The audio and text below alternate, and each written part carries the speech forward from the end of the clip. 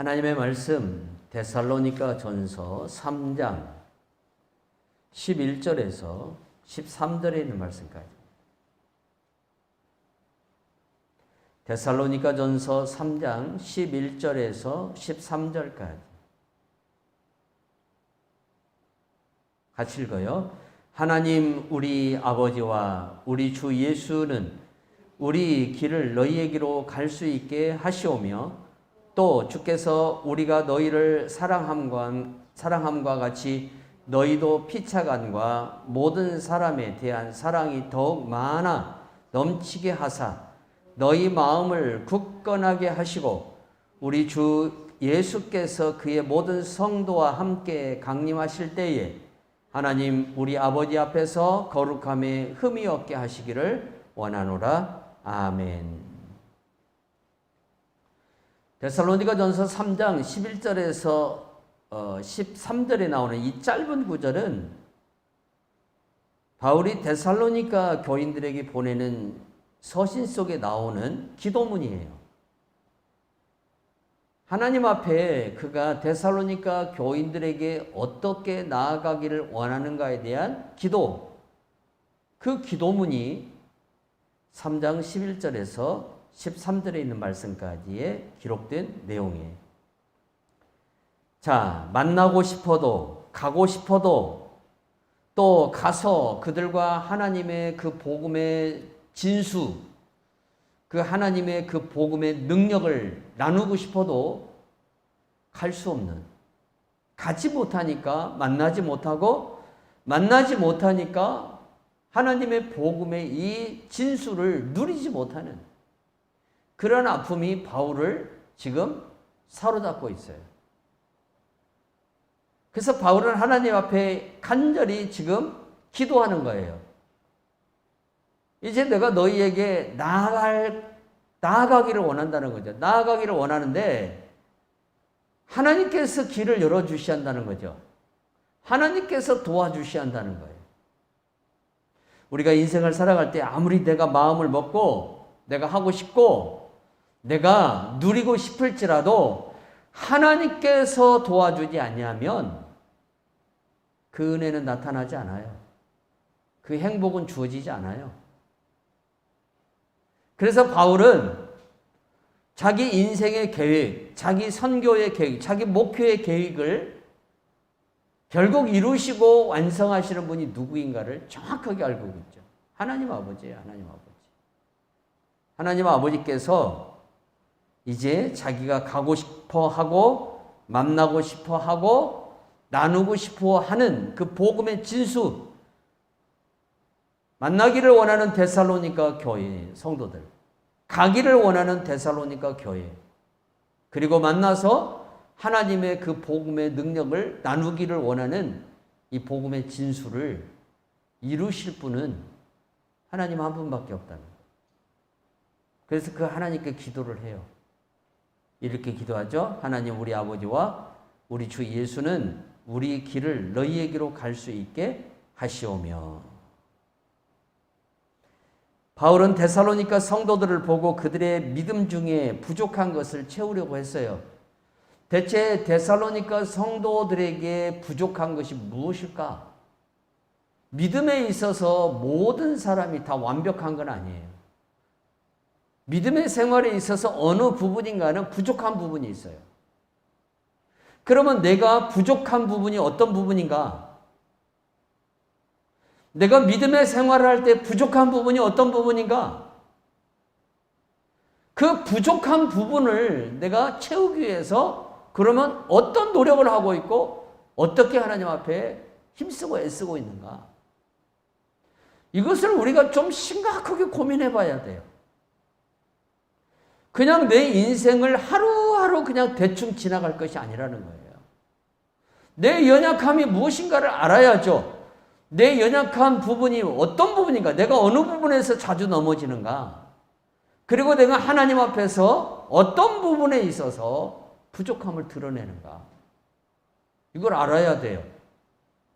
이걸 알고 하나님 앞에 어떻게 해요? 이 부족한 연약한 부분들이 채워지고 또 더 아름답게 새롭게 지어져 갈 수 있도록, 세워져 갈 수 있도록 기도해야 되죠. 근데 여기에 관심이 없는 거예요, 여기에 관심이 없는 거예요. 바울은 데살로니가 교인들에게 부족한 부분들이 있었어요. 바울의 눈으로 봤을 때 그 부족한 부분을 이제 가서 채워주려고 하는 거예요. 가서 채워주려고 하는데 가지를 못해요. 사단이가 막았다 그랬어요. 그래서 이제 하나님께 기도하죠. 내가 갈 수 있도록 하나님이 도와달라는 거죠. 그들에게 나아갈 수 있도록. 나아가서 그들의 부족한 부분을, 부족한 믿음을 채울 수 있도록 해달라고 하나님 앞에 지금 기도하는 겁니다. 그러니까 우리가 신앙생활할 때 내 부족한 부분이 어떤 부분인가? 데살로니가 교인들의 부족한 부분들을 바울이 가서 채워주려고 했어요. 목회자가 해야 할 일이 바로 이겁니다. 성도들의 부족한 부분을 채워줘야 돼요. 믿음의 부족한 부분들을 깨닫게 해주고 채워줘야 한다는 거예요. 근데 문제는 성도들이 자기의 연약함을 알아야 돼요. 자기의 어떤 부분이 약한가를 알아야 돼요. 그걸 부정할 것이 아니라 내 연약함을 도와주소서. 한 아이의 아버지가 와서 주님에게 뭐라고 얘기하죠? 할 수 있거든요. 그래요. 할 수 있거든요. 할 수 있으면 좀 고쳐달라는 거죠. 그때 우리 예수님이 뭐라 그래요? 할 수 있거든요가 무슨 말이냐고 그러죠. 너 뭔 말을 그렇게 해? 할 수 있다니. 그럼 할 수 없으면 하지 말라는 건가? 모든 사람들의 이 사고가 어떻게 되어 있어요? 모든 사람들의 사고가 이 자연 법칙 아래에 매여 있다는 거예요. 자연 법칙 아래에서 인간이 살아가면서 터득하는 건 뭡니까? 할 수 있는 것과 할 수 없는 겁니다. 할 수 있는 것은 할 수 있어요. 내 능력으로. 그러나 할 수 없는 것은 할 수가 없어요. 내 능력이 안 되니까. 그러니까 예수님도 그런 분으로 알았어요. 예수님이 육신을 갖고 있기 때문에, 육신을 입고 있기 때문에 예수님을 똑같은 사람으로 취급해버린 거예요. 예수님은 사람이시지만 죄가 없으신 참 사람이시고 참 하나님이셔요. 그리고 그분에게는 인성이 있고 신성이 있어요. 예수님은 자연 법칙을 뛰어넘는 초월자이셔요. 초자연적인 능력을 갖고 계시는 분이에요. 그 예수님께 우리가 뭐라고 해야 돼요? 나를 도와주소서. 나를 도와주소서. 그분은 능히 나를 도울 수 있는 능력을 갖고 계시는 분이다 이 말이에요. 왜? 그분이 자연 법칙의 질서 아래 매여 있는 분이 아니라 자연 질서의 법칙을 뛰어넘으시는 초자연적인 능력을 가지고 계신 분이기 때문에 그분이 능히 우리를 도울 수 있다는 거예요. 능히 우리를 도울 수가 있어요. 그래서 우리가 기도 시간에 뭐 해야 돼요? 그분의 도움을 구해야 한다는 거예요. 그분의 도움을. 그런 성도가 돼야 돼요. 그래서 우리가 말씀을 잘 들어야 돼요. 예배 시간에. 참여하는 걸로 끝나는 게 아니라 예배 시간에 말씀을 잘 들어야 돼요. 예배에 참석한 사람이 있고 예배를 드리는 사람이 있어요. 우리 주일날 보면 알잖아요. 예배를 드리는 사람들이 있고 예배를 판단하는 사람이 있고 예배를 참석한 사람이 있어요. 그냥 참석한 걸로 끝납니다. 두 번째는 예배를 판단하는 사람이 있어요. 앉아서 목사 설교 판단하고 성도들 숫자 판단하고 뭐 예배 분위기 판단하고 이 사람들은 예배자가 아니에요. 정말 예배자는요, 성령과 진리로 지금 우리 가운데 임재하신 우리 성령 하나님을 통해서 예수 그리스도께로 나가는 사람이에요. 그 사람이 예배자예요. 그런 예배자가 돼야죠. 예배자가 되랍니까? 참석자가 되랍니까? 아니면 판단하는 사람이 되랍니까? 예배 중에 온 사람들은 대체적으로 세 가지로 분리됩니다. 그냥 참석한 사람. 자기 할 일 다 하고 가요. 그리고 그냥 판단하다 가는 사람. 바리새적인 사람들이에요. 남 판단하고 남 정죄하고. 예배를 판단하시는 분은 하나님이셔요. 그 예배를 받으시고 안 받으시고 결정권은 하나님께 있는 거예요. 사람이 하는 것이 아니에요. 그리고 예배를 진정으로 드리는 사람이 있어요. 진정으로. 하나님을 만나는 사람, 예배 시간에. 어떤 사람이에요? 자기가 죄인임을 깨닫는 사람이에요. 내가 죄인임을 깨닫는 사람. 죄인이 뭔 할 말이 많겠습니까? 죄인된 사람이 뭔 큰 소리를 치겠습니까? 주께서 나를 용서하시고 주께서 내 예배를 받으시고 주께서 나를 오늘 예배 가운데에 불러주시고 주께서 말씀으로 오늘 내가 드리는 이 예배 가운데에 복을 주시고 은혜를 주시는 걸 다만 감사할 뿐이라는 거예요. 그런 성도들이 돼야 되죠. 바울은 데살로니가 교인들을 정말 사랑했는가 봐요. 그래서 신앙생활 하면서 내 믿음의 부족한 부분이 어떤 부분인가를 성도들이 알아야 됩니다. 그리고 이 부족한 부분들을 채우기 위해서 목회자에게 같이 기도를 나눠야 돼요. 그 기도 제목을 같이 나눠야 돼요.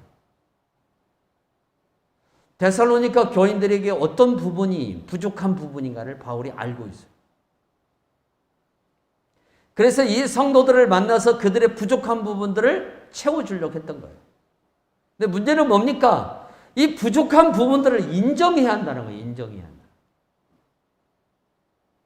근데 대부분의 사람들이 인정을 하지 않아요. 자기의 연약함을 드러내려고 하지 않습니다. 자기 연약함을 드러내고 자기의 부족함을 인정하고 그리고 하나님의 도우심을 구하는 하나님의 도우심을 구하는 능히 우리를 도울 수 있는 분이기 때문에 능히 우리를 도울 수 있는 분이기 때문에 하나님의 은혜를 구하고 도움을 구하는 성도 그리고 목회자를 통해서 자기의 부족한 부분들을 채우려고 하는 배워야 돼요. 배워서 부족한 부분들을 채우려고 하는 그러한 성도가 돼야 되죠.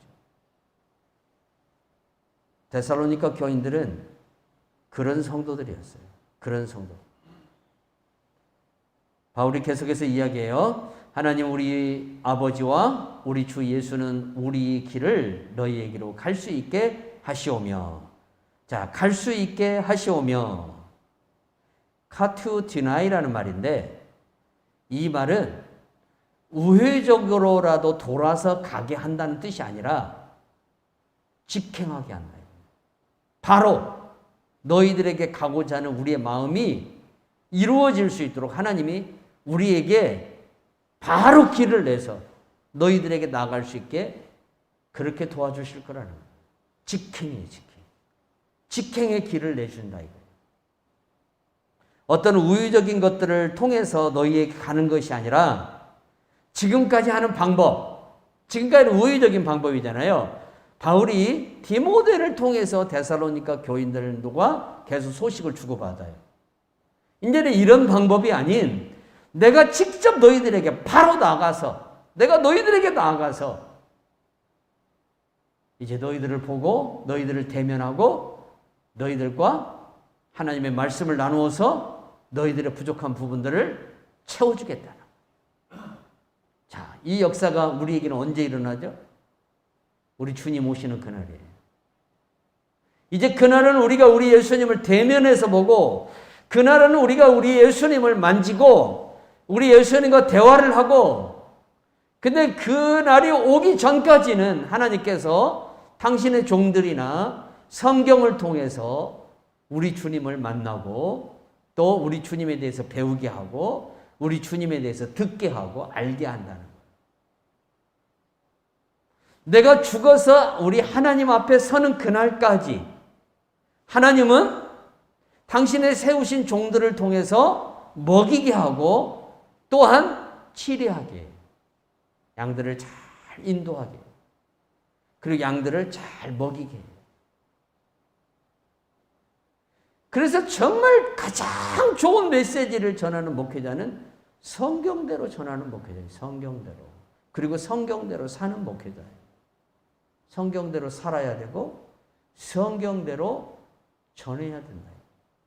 그게 가장 훌륭한 주의 종들이라고 볼 수가 있어요.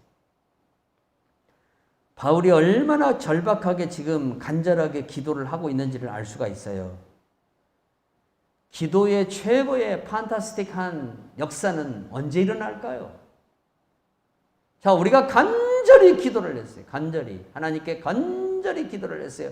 간절히 기도를 한데 그 기도가 판타스틱하게 우리 가운데 나타날 때. 그때가 언제냐면 기도 응답이 나타날 때, 기도 응답이. 기도 응답이 나타날 때. 결과가 응답으로 주어질 때. 그런데 이 판타스틱한 이 기도의 이 기쁨, 이 희열을 우리가 누릴 수 있는 그러한 심령이 어떤 심령이냐면 목마른 사슴이 돼야 돼요. 하나님은 우리에게 주시는 은혜가 얼마나 귀한 은혜고 얼마나 소중한 것인가를 우리로 하여금 절박하게 깨닫게 하기 위해서 우리를 절박하게 만들어놔요. 아주 절박하게 만들어놔요. 왜 하나님께서 우리를 절박하게 만들어놓은 거예요? 하나님께서 뭐 하려고?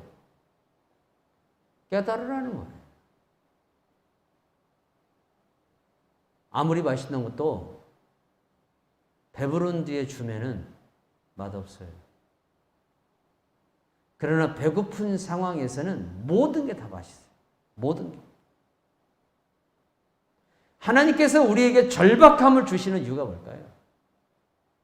간절히 기도하게 할 수밖에 없는 거리들을 우리에게 주시는 이유가 뭘까요? 하나님의 은혜를 소중히 여기라는 거예요. 소중히. 무슨 10원짜리 동전 취급하지 말라는 거죠. 정말 귀하게 여기라는 거예요. 지금까지 내게 주신 은혜, 지금까지 내게 주신 그 하나님의 이 복이 얼마나 귀한 것인지 그걸 모르고 다 땅에 쏟아버리는 거죠. 다 쏟습니다. 다. 그리고 나중에 후회합니다. 나중에. 땅을 치고 후회하죠. 그때 내가 영적으로 좀만 깨어 있었더라면 얼마나 좋았을까? 그때 깨어 있었으면 얼마나 좋았을까? 시간이 가고 난 뒤에 왜 우리는 깨닫는가 몰라요. 시간이 가고 난 뒤에 왜 우리는 후회하는가 몰라요. 시간이 가고 난 뒤에서. 이게 참 우리 인간의 아픔이에요. 탄식이에요. 좀 미리 깨닫고 미리 알고 좀 지혜롭게 우리가 인생을 살아가면 참 좋은데 그렇지를 못해요. 꼭 뭔가 소를 잃고 나서 요양간을 고치는 모습이 우리들의 모습이다. 그렇게 하나님께서 원하시고 그렇게 하나님께서 기도할 시간을 주시고 그렇게 사모할 수 있는 그러한 은혜와 말씀을 주시는데도 듣지 아니하고 기도하지 아니하고 순전히 자기 생각과 자기 마음에 이 잘못된 것에 사로잡혀가지고 그렇게 하나님의 은혜를 쏟아버리는 사람들. 우리가 이것을 정말 조심해야 한다 이거예요. 그래서 나는 얼마나 절박하고 얼마나 간절한가. 얼마나 절박한가. 하나님 앞에서 정말 절박해 본 적이 있습니까? 절박해 본 적이 얼마나 있습니까? 하나님 앞에서. 하나님께서 나를 싹 벌거 벗겨버립니다. 다 벌거 벗겨버려요. 오갈데도 없게 만들어놔버려요. 오갈데도 없게. 뭐 하나 인간의 수단과 방법으로 할 수 없는 그런 상태에 나를 이르게 만들어놔버려요. 왜 그럴까요? 다시는 그렇게 살지 말라는 거예요. 다시는.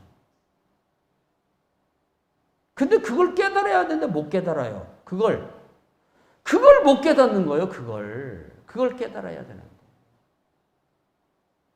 제가 그 단계까지 가기까지 어떤 수모를 겪은지 아십니까? 하나님이 저를 다 벌거 벗겨버립니다. 싹 벌거 벗겨버려요. 하나님께서. 인간의 어떤 방법이나 수단으로는 아무것도 할 수 없게 만들어놔버려요. 사람들이 하는 말이 내 하나님이 어디 있느냐, 내 하나님이 어디 있느냐 그랬어요. 조롱을 해요. 다 모든 걸 잃어버리니까. 여러분 감사해야 할 것이 뭔지 아십니까? 아직도 잃어버리지 않고 남아있는 것이 있다는 것에 감사하십시오. 아직도. 내가 퇴근하면 돌아갈 집이 있고 내가 퇴근하면 먹을 음식이 있고 나를 위해서 하나님이 준비한 밥상이 있다는 걸 우리가 감사해야 돼요. 그것조차도 없는 사람들이 있어요. 그것조차도. 다 하나님이 털어버리는 사람들이 있어요. 저도 그런 상황에 처한 적이 있어요. 오갈 데 없는 상황.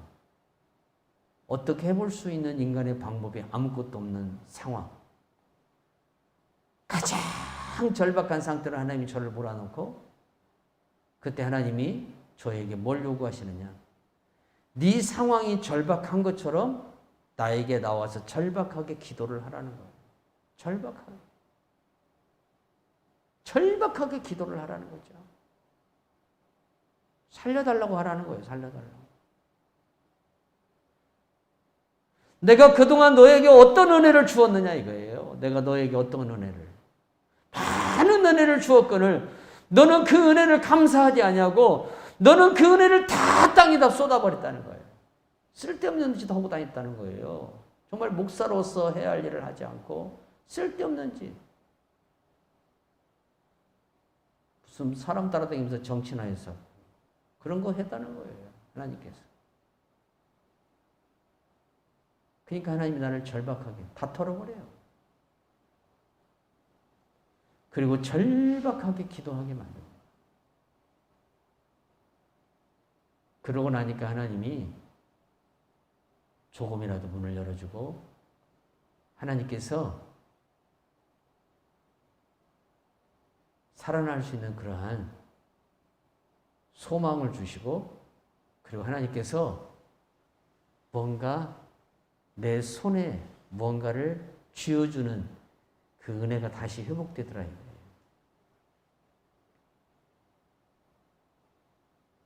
그 마지막 단계까지 가는 사람들이 있어요. 그런데 그 단계까지 가기 전에 깨달으라는 거예요. 가기 전에 깨달으라는 거예요. 어떤 사람은 하나님께서 폭폭해갖고 내버려 둬버려요. 그냥 내버려 둔다니까요. 네 맘대로 하라는 거예요. 네 맘대로. 바울을 보세요. 아니 뭐 안 나가면 어때요? 안 가면 어때? 하나님이 알아서 하겠지.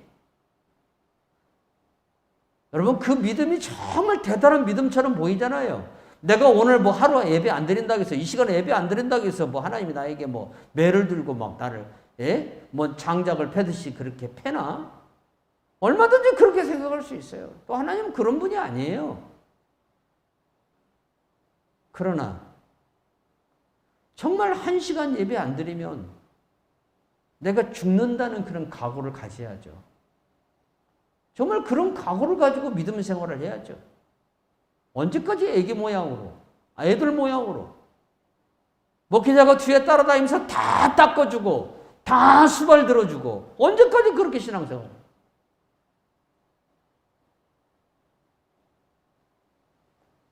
이제는 달라져야 돼요. 이제는 달라져야 돼요. 주께서 호키리오스라는 말입니다. 예수님을 가리키는 말이에요. 그리고 하나님 아버지와 우리 예수 그리스도를 가리키는 두 분 중에 아무나 가리키는 그러한 말로 대부분 이 말씀을 이해해요. 근데 바울이 오늘 편지를 쓰는 가운데 하나님께 드리는 기도 가운데 충격적인 이야기를 해요. 12절 보세요. 또 주께서 우리가 너희를 사랑함과 같이 너희도 피차간과 모든 사람에 대한 사랑이 더욱 많이 넘치게 하사. 자, 피차간이라는 말을 써요. 피차간. 이 말이 무슨 말인가? 피차. 우리가 어떤 A라는 사람과 B라는 사람을 딱 놓고 무슨 얘기를 합니까? 피차 서로 좋게 하자. 피차 서로 좋게 하자. 뭐 그런 얘기를 하잖아요. 서로 생각이 틀리다는 거예요.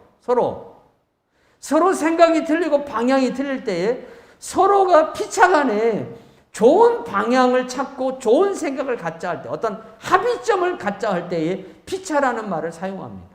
뭔가 나누어져 있는 상태예요. A와 B가 나누어져 있는 상태. 그 상태를 피차라고 얘기하는 거예요. 데살로니가 교회 안에는 두 개의 그룹이 있었습니다. 하나는 유대계 그리스도인들입니다. 유대계 그리스도인들. 또 하나는 이방 그리스도인들입니다. 유대계 그리스도인들과 이방 그리스도인들로 이 교회 안에 세가 분리되어 있었다. 근데 이게 항상 뭐가 되냐면 심리적 갈등이 되는 거예요. 심리적 갈등.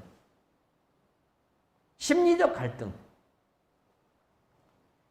데살로니가 교회 안에는 두 개의 그룹이 형성되어 있었어요. 그런데 이 두 개의 그룹이 교회 안에 심리적 갈등을 부추겨요. 심리적 갈등. 성경에 나오는 그룹이 형성되어진 교회 중에 그 그룹이 형성되어 있음에도 불구하고 교회가 하나가 된 교회가 있어요. 사도행전 13장에 나오는 안디옥 교회예요. 기도의 무리들이 있었습니다. 기도의 무리들이. 기도하는 무리들이 있었어요. 또 말씀을 가르치는 그러한 말씀 위주의 신앙생활을 하는 사람들이 있었고요. 또 어떤 인맥이 많이 형성되어져 있는, 어떤 사회적 인맥이 형성되어져 있는 그러한 그룹들이 있었어요. 그러한 그룹들이. 안디옥 교회는 세 개의 그룹으로 형성이 됐는데 성령이 기도하는 사람들의 어느 날 말씀하시죠. 그 사람들에게 바울과 바나바를 따로 세우라. 그리고 선교사로 파송하라. 그 성령의 지시하심을 누가 받았냐면 기도하는 사람들이 받았어요. 그리고 그 기도하는 사람들이 교회에 그 이야기를 꺼냈을 때 그 교회 성도들이 어떻게 했습니까? 다 듣고 순종했어요. 금식하며 기도하면서 안수해서 바울과 바나바를 보냅니다. 여기서부터 이제 세계 선교가 시작이 되는 거예요. 세계 선교. 바울이 강조하는 게 뭡니까? 하나됨입니다. 왜 교회 안에 서로 간에 그러한 이질감이 있어야 할까요? 무엇 때문에? 무엇이 성도와 성도 사이를 그렇게 만들어 놓을까요? 네가 옳고 내가 옳고라는 그 차이점이에요. 너는 틀리고 나는 옳다는 거예요. 이게 얼마나 궤변입니까, 여러분? 나는 옳고 너는 틀리다는 거죠. 그러면 내가 왜 옳으냐? 성령님이 내가 옳다는 거예요. 말도 안 되는 소리로가 있어요. 뭐 이런 희한한 신앙들이 다 있어요. 나는 옳은데 너는 틀리다는 거예요. 이러한 신앙이 얼마나 여러분 문제점을 가져오는지 아십니까? 이 교회에 큰 골머리를 가져옵니다. 물론 틀릴 수도 있습니다. 나는 옳고 너는 틀릴 수도 있어요. 그러나 그걸 판단하시는 분은 하나님이십니다. 또 하나는 말씀대로 살아가느냐 안 살아가느냐 여기 있어요. 열매를 보면 안다고 했어요. 열매를 보면. 열매를 보고 판단해야 되는 것이지, 열매도 보지 않고 이제 꽃이 피는 그 현상을 보고 이 꽃은 잘못됐다, 이 꽃은 잘 됐다라고 누가 감히 그걸 판단하냐 이거예요. 누가? 누구에게 그 판단할 권리를 주었냐 이거예요. 하나님께서. 데살로니가 교회 성도들은 너는 옳고 나는 부족하다. 그러니까 너의 옳음을 내 안에 더 채웠으면 좋겠다. 뭐 이게 좀 있었으면 괜찮은데, 유대계 그리스도인들은 자기들 나름대로 옳다고 그러고 이방인 그리스도인들은 또 자기들 나름대로 옳다고 하는 거예요. 그러니까 이 심리적 갈등이 이제 이 교회 안에 내면적으로 짙게 깔려 있는 거죠. 이게 교회 갈등, 교회 분열의 원인이에요. 항상 교회 분열은 어디에서부터 시작돼요? 너는 틀리고 나는 옳다는 거예요. 틀리고 옳은 것의 가장 중요한 부분은 어떤 부분입니까? 진리입니다, 진리. 진리는 옳고 그름이 분명해야 돼요. 아닌 건 아니에요. 진리는 옳은 것이고 거짓은 잘못된 거예요. 그러나 나머지 방법론적인 문제예요. 방법론적인 문제는 뭡니까? 방법론적인 문제는 그건 옳고 그름이 없어요. 옳고 그름이. 주님을 위한 목적을 가지고 성도들이 어떤 방법을 추구하고 나갈 때 A라는 방법이 있을 수 있고 B라는 방법이 있을 수 있어요. 중요한 것은 A라는 방법도 옳고 B라는 방법도 옳아요. 그러면 서로가 더 좋은 방법이 있으면 그 방법을 쫓아가면 되고, 더 다른 방법이 없이 서로 간의 의견이 있으면 그 의견을 서로 규합해서 하나의 지혜로운 방법을 찾아내면 되는 거예요. 그렇게 교회가 운영이 되면 교회는 문제될 것이 없어요. 근데 쓸데없는 방법론적인 것을 가지고 서로 옳다고 하는 거예요. 그러니까 교회가 싸우는 거예요. 교회가 세상에 조롱을 받고.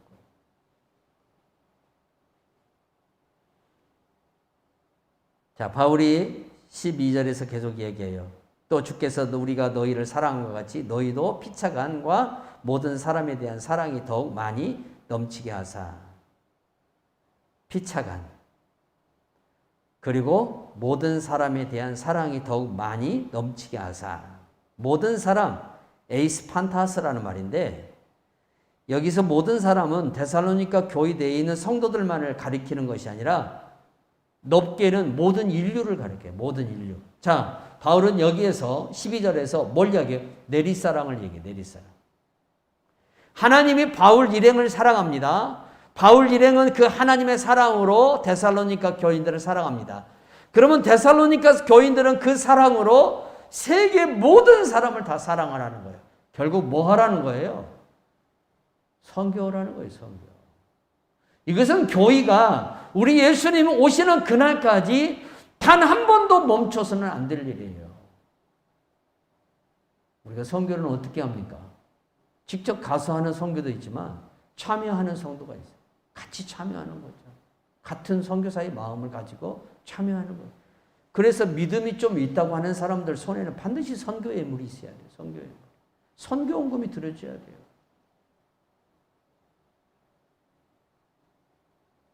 선교를 할 줄 모르는 사람은 이기주의적인 사람이에요. 자기밖에 모르는 사람이에요. 아니, 예수복을 자기만 받고 살파래요? 모든 족속에게 가서 다 복음을 전하라 그랬는데 아직도 복음이 들어가지 못한, 그리고 여전히 복음의 은혜가 나타나야 할 그곳에 하나님의 복음의 역사가 나타나도록 하기 위해서 우리가 어떻게 해야 됩니까? 지속적인 선교의 역사, 지속적인 선교의 후원을 해야 한다는 거예요. 우리가 하나님으로부터 사랑을 받았잖아요. 자, 바울이 하나님으로부터 사랑을 받고 바울이 받은 그 하나님으로부터 받은 그 사랑을 데살로니가 교인들한테 쏟아 부었어요. 쏟아 부어. 목회자들이 성도들에게 사랑을 쏟아 부치잖아요. 쏟아 부어요. 그러면 그 사랑 받아서 못 올까요? 다른 사람을 사랑해야 할 거 아니에요. 다른 사람을. 다른 나라와 민족을 사랑해 줘야 할 거 아니에요. 부지런히 사랑해야 돼. 여러분 그 다른 나라와 민족을 사랑한다는 그 작은 참여라도 해야 된다 이거예요. 그래서 믿음이 있다고 하는 성도들의 손에는 하나님 앞에 민족을 위해서 민족을 구원하는 선교 예물이 있어야 한다는 거예요. 선교원금이 있어야 돼요. 근데 11조만 드려. 11조라도 드리면 감사하죠. 11조를 드리는 이유가 뭐예요? 복 받아야 되겠다 이거죠. 말라기서에 나타나. 나만 복 받아야 되겠어요? 그러면은 내가 받은 바 복을 나눠야 할까? 하나님의 백성들, 준비된 백성들, 선택받은 백성들, 예비된 백성들, 그 사람들이 대한민국 땅에만 있는 게 아니라 세계 곳곳에 다 흩어져 있어요. 이 사람들을 다 구원하는 그 일에 우리가 아버지 앞에 그렇게 헌신된 백성이 되어야 될 줄로 믿습니다. 자, 사랑이라는 것은 아가페를 말하는죠. 하나님의 희생적 사랑을 말하는데 이 하나님의 희생적 사랑은 인간에게서 나온 것이 아니라 하나님에게서 나온 것으로서 이 사랑을 다른 누군가에게 물려줘야 돼요. 흘려줘야 돼요. 여러분 우리는 부름받고 하나님의 은혜를 받는 그 순간부터 이미 미션이 같이 주어져요. 미션이. 이 세상에 지금 살아있다는 것은 내가 지금 이 세상에서 아버지의 일을 해야 될 사명이 내 안에 남아있다는 거예요. 사명이 끝난 사람은 더 이상 이 세상에 있어야 할 필요가 없어요. 없어요. 그냥 가야 돼요. 사명이 끝났어. 살아있다는 것 자체가 사명이 있다는 거예요. 살아있다는 거예요. 그러면 그 사명 감당해야 할 거 아니에요. 사명 감당해야죠. 우리가 행해야 할 사명 중에 최고의 사명은 우리가 하나님 아버지로부터 받은 사랑, 우리가 주의 종들로부터 받은 그 사랑, 그 사랑을 모든 나라나 내 주변에 있는 사람들에게 나누는 거예요. 그것이 사랑이 흘러가게 하는 거예요. 이게 전도와 사랑이다. 이거. 부지런히 해야 돼요. 전도할 때마다 우리가 걸리는 게 뭡니까? 예수 믿는 사람들에 대한 흔적입니다. 잘못된 흔적. 그걸로 인한 전도의 걸림길이 나타나죠. 그러나 그럼에도 불구하고 해야 합니다. 왜 그럴까요? 그 영혼을 위해서. 그것 때문에 그 사람이 예수 안 믿는다면 결국 그 사람만 멸망합니다. 물론 그에게는 큰 상처와 이웃거리가 되겠지만, 핑계거리가 되지만, 그래도 예수 안 믿으면 그 영혼만 힘들어지는, 그 영혼만 멸망의 길에 심판의 대에 올라가는 거예요. 그래서 끝까지 전도해야 되고 그 사람이 하나님 앞에 다시 나왔을 때 예수님은 그런 분이 아니구나. 사람은 그래도 예수님은 안 그러는구나. 이걸 깨닫기만 하면 그분은 예수 잘 믿습니다. 정말 잘 믿어요. 그래서 내가 살아갈 때에 예수를 어떻게 믿느냐, 이게 참 중요해요. 자, 13절 보세요. 너희 마음을 굳건하게 하고, 이게 뭔 말이냐면, 믿음을 굳게 하라는 말이에요. 믿음을 굳게 하라. 믿음을 굳건하게 하라는 거예요. 믿음을. 왜 우리가 믿음을 굳건하게 해야 되냐면, 우리 예수님이 이 땅에 지금 천국 가 있는 모든 성도들을 데리고 이 땅에 오신다는 거예요. 모든 성도들을 데리고 이 땅에 오십니다. 그날 성도 여러분, 어떤 일이 벌어질까요? 우리가 죽어서 천국에 가가지고 예수님과 함께 이 땅에 같이 오는 사람이 될지, 아니면 이 땅에서 저 하늘로부터 오시는 예수님을 맞이할 사람이 될지는 나도 몰라요. 중요한 것은 내가 맞이하는 사람이든 같이 오는 사람이든 그리스도의 재림에 참여하는 사람이 되어야 한다는 겁니다. 그리스도의 재림에 참여하지 못한 사람은 지옥 간 사람입니다.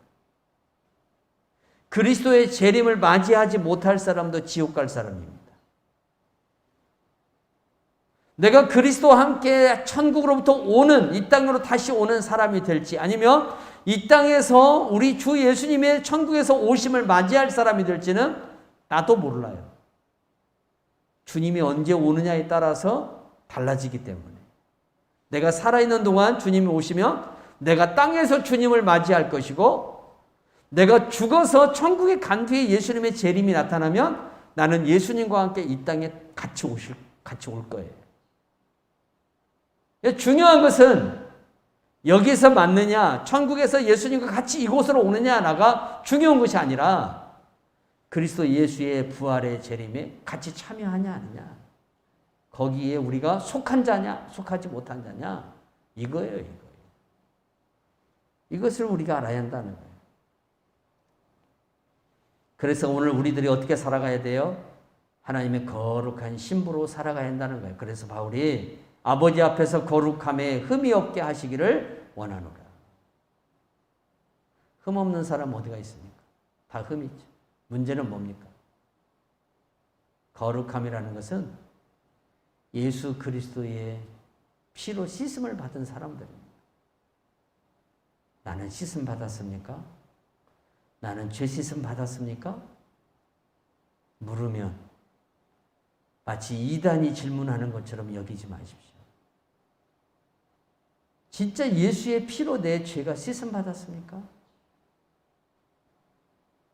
죄 씻음을 받고 내가 죄인임을 고백하고 그분의 은혜로 내가 깨끗하게 되었다는 사실을 알면 다시는 그렇게 살면 안 돼요. 다시는 그렇게 살면 안 돼요. 그게 죄 씻음 받은 사람의 모습이에요. 죄를 씻지 못한 사람은 여전히 죄 가운데 살아가는 사람이 여전히 죄 가운데. 죄를 미워하시기 바랍니다. 죄를 가까이 하지 마세요. 하나님의 거룩한 신부로 살아가야 돼요. 왜? 우리 주님이 언제 오실지 몰라요.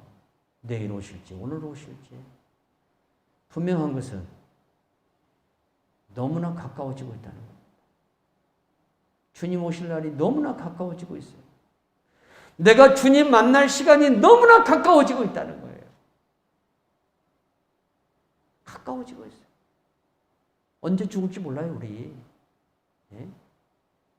정신 차려야 한다는 거예요. 언제 내가 하나님 앞에 설지 몰라요. 언제. 죽음이라는 것은 꼭 나이를 먹어서 죽는 것만, 그런 방법으로만 오는 게 아니에요.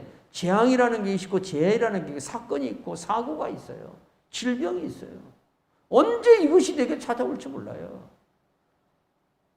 우리는 내가 언제 하나님 앞에 설지 모른다는 그 준비를 가지고 살아가는 성도가 돼야 돼요. 여러분, 이 땅에 살 때에 내게 남는 게 뭐밖에 없을까요? 아무것도 없어요. 우리가 갈 때는 정말 아무것도 없이 갑니다. 뭐 하나, 이만한 거 하나는 들고 못 갑니다. 그러나 남는 게 있습니다. 주님을 위해서 쌓는 것입니다. 주님을 위해서 쌓아놓은 거예요. 그것만 남아요. 그건 천국에 가서 받아요. 영원한 나라에 가서 받아요. 그것을 쫓아가야 돼요. 그것을 쫓아가는 성도가 돼야 한다는 거예요. 데살로니가 교인들에게 바울이 가르쳐주고자 하는 게 이런 거였어요. 돈 많이 벌게 하고 축복받고, 그게 아니에요. 그게 어떻게 하면 우리 주님 오시는 그날까지 너희들이 거룩하게 살게 할 것인가? 너희들이 어떻게 하면 믿음의 성도로서 주님 앞에 흠없이 주님 앞에 서게 할 것인가? 이것이 바울의 고민이었다는 고민. 우리 목사님들의 고민이 좀 이런 고민이에요. 정말 이런 고민. 내가 만나면 참 반가운 친구들이 있습니다. 제 동기 목사들입니다. 저와 같이 신대원을 졸업한 동기 목사들. 나이 차이는 좀 서로 있어요. 그러나 같이 졸업했기 때문에 서로 통하죠. 통합니다. 속 있는 얘기를 다 서로 다 나눕니다. 그런데 참 이 친구들이 보면은 고민을 많이 합니다. 뭔 고민을 하냐? A 성도 복받게, 뭐 장사가 잘 되게 하고, 뭐 사업이 잘, 그게 아니에요. 정말 이 사람이 예수 잘 믿는 사람들. 예수 잘 믿는 사람. 그럼 물으세요, 내가. 예수 잘 믿는 게 뭔데? 알잖아. 정말 우리 예수님이 가르쳐준 말씀대로 살아가는 사람. 말씀대로 살아가는 사람. 오늘 새벽에도 그 말씀 나눴잖아요. 막 돈 많이 벌고 막 뭔가 땅도 많이 사고 뭐 하면은 예수 잘 믿는 것처럼 보이고. 그렇지 않은 사람들은 예수 잘못 믿어갖고 그렇게 사는 것처럼 보이는 오늘날 이 한국 교회의 모습. 정말 창피해요, 창피해. 내가 예수를 잘못 믿었기 때문에 부동산이 없는 게 아니라는 거예요. 너무나 예수를 잘 믿어가지고 부동산을 다 팔아가지고 가난한 자들에게 주다 보니까 부동산이 없는 사람도 있어요. 너무나 나라를 사랑해서 우리나라 국회의원 중에 이종걸 씨라고 있습니다. 이분 할아버지가 일제강점기 때 너무나 이 민족을 사랑해서 이 민족이 어떻게 해야 다시 독립을 얻을 수 있을까? 그래서 그 독립군들에게 군자금을 대주기 위해서 지금에서는 여러분 그분들이 옛날에 가지고 있던 땅이 서울의 황금 땅입니다. 황금 땅. 이 땅을 다 그때 당시 처분해버린 거예요. 그리고 그들은 빈몸이 됐어요. 나라를 위해서. 여러분 최고의 애국자가 누굽니까? 나라를 위해서 자기를 희생한 사람이잖아요. 자기를 내어주고 비워준 사람이. 그게 예수 잘 믿는 사람이 그게. 예수를 위해서 자기를 내어주는 사람. 예수를 위해서 자기를 비워버리는 사람. 예수를 위해서 가난해지는 사람. 그 사람이 진짜 예수 잘 믿는 사람들이에요. 뭐 예수 믿고 막 아파트 사고 예수 믿고 뭐 하고 그게 예수 잘 믿는 게 아니라는 거예요. 진짜 예수를 위해서 내 소유를 내어주는 사람. 예수를 위해서 다 나를 희생하는 사람. 왜 그럴까요? 주님이 나를 위해서 그렇게 사셨기 때문에 나도 주님처럼 그렇게 사는 거예요. 그게 예수 잘 믿는 사람이에요. 그게 최고로 믿음 있는 사람이라면 믿음 있는 사람. 근데 우리 한국교회가 거꾸로 돼버렸어요. 정말 안타까워요. 오늘 이 말씀 기억하고 데살로니가 교인들이 어떤 믿음의 사람이 되기를 원하는가에 대한 이 바울의 심정을 우리가 깨닫고 우리 또한 예수 잘